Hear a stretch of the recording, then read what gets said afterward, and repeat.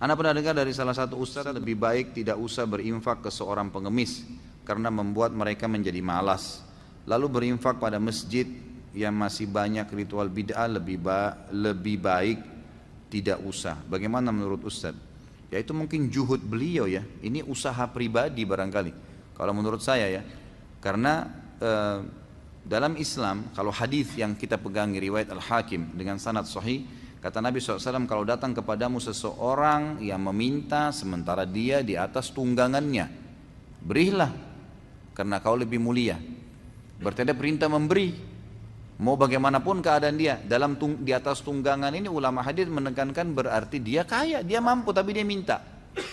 Hadis Bukhari mengatakan yadul ulia khairum yadis sufla. Tangan yang memberi lebih baik daripada tangan yang menerima. Memberi di sini dia fakir atau bukan, tetap ada pahalanya. Tetap ada pahalanya. Terlebih lagi kalau imam fakir, tadi hadis-hadis yang sudah saya sebutkan sebelum saya baca pertanyaan.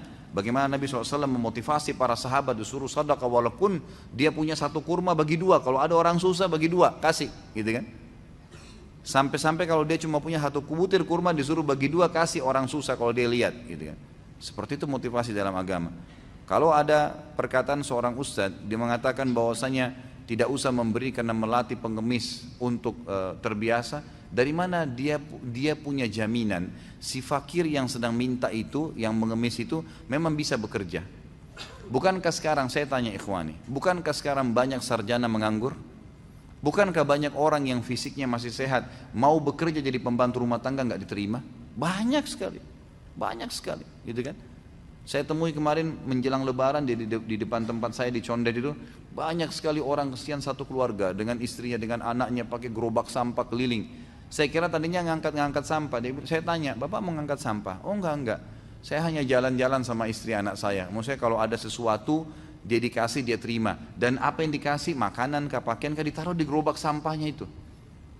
Itu kalau kita lihat fisiknya masih kuat, suaminya masih kuat, istrinya kuat, anak-anaknya semua pintar-pintar, ada jalan.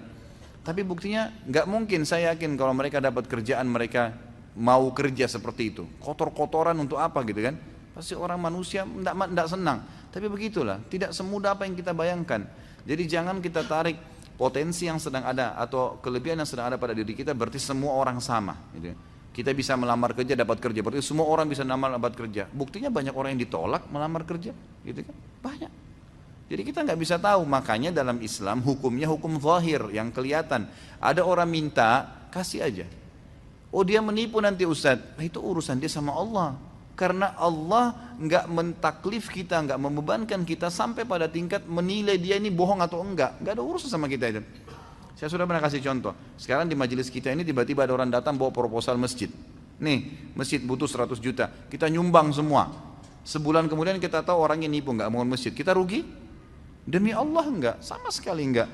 Kita tetap dapat pahala sesuai dengan niat kita mau masjid. Allah akan kasih itu. Dianya dihukum karena menipunya, gitu kan?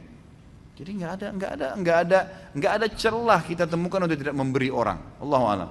Ada satu pendapat memang, ada satu saran ulama, kalau ketahuan orang itu ahli maksiat, jelas-jelas uang itu akan dipakai pada maksiat kepada Allah, perbuatan bid'ah atau dia melakukan perbuatan syirik, atau misalnya memang dia minta uang untuk minum khamr, jelas-jelas kita tahu dia pakai mabuk, nah itu boleh ditolak.